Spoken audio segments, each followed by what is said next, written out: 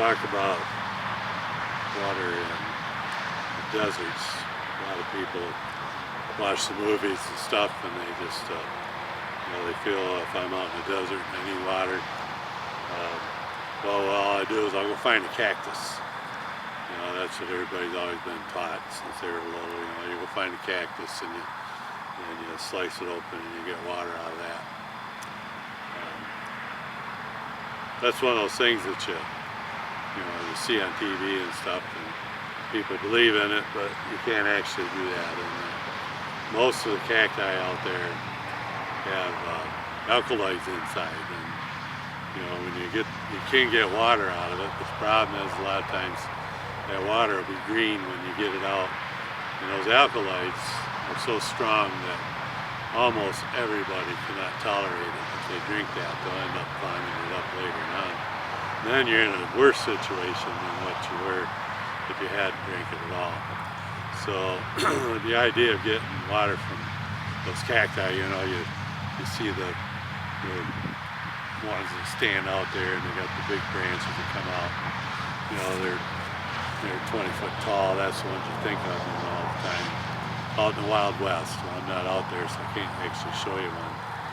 There are two exceptions to that rule, in that there are two different cacti that you can use. One's called the barrel cactus, which another name for it is fishhook cactus. Now the barrel cactus is shaped similar to a barrel. They'll get huge, they'll get around, and then they'll shape and have kind of a flat top to them. Another name for that same kind of cactus is a fishhook cactus. And it gets this name that way because the spines that come out of it, the stickers, will come out and then they'll hook over, and so sometimes they're called a fishhook cactus. And that you can use, although I always teach, if you're not in real severe danger and you might well find water somewhere else, it's good to let those grow, because you can find them this tall out there, but it takes 60 years for that thing to grow that size.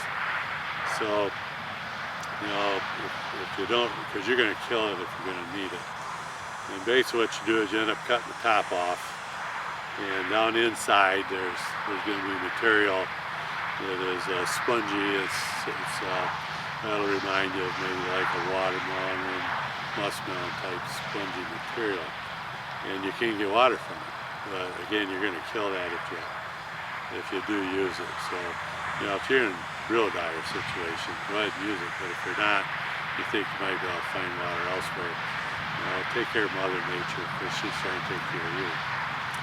Now, I'm in Michigan and I don't have those kind of cacti here, but we do have the other exception, and that other exception I have here in front of me, and this is called the prickly pear cacti or cactus. Now, all of the cacti, you can use their fruit. Okay, so even on those ones out there that stand up and they're monsters and they're out there with the big wings, those fruit, if they're there and they're ripe, you can go ahead and use the fruit. Okay, and the prickly pear cactus, you can not only use the water that's in it, but you can also eat the pads for food if you want. Now, I'm going to go ahead and come up here and zoom in on this one that I'm sitting in front of here, and we'll talk about this a little bit. This is the prickly pear cactus here, and I want to zoom in on one of these pads. You notice these big spines, and these spines are it's armor, and so you got to be careful because it'll definitely get you. My son and I, we've harvested these before, and even though we wore gloves, they still were able to get us. But I want you to notice these little spots right there. Those little spots, they also have little hair stickers in them, and so keep that in mind. If you go to eat these, you got to peel these. You can cook them, or you can eat them raw, and you can use the water. Now this is the fruit here on top here. Now these aren't quite ripe yet, but these fruit here, they were blossomed here a month and a half ago, and now they've actually turned into fruit. And you can use these fruit as well. Actually, these are, we're going to end up going through a winter here. These actually turn out sweeter if we wait until next spring to go ahead and eat these, but you can eat them now.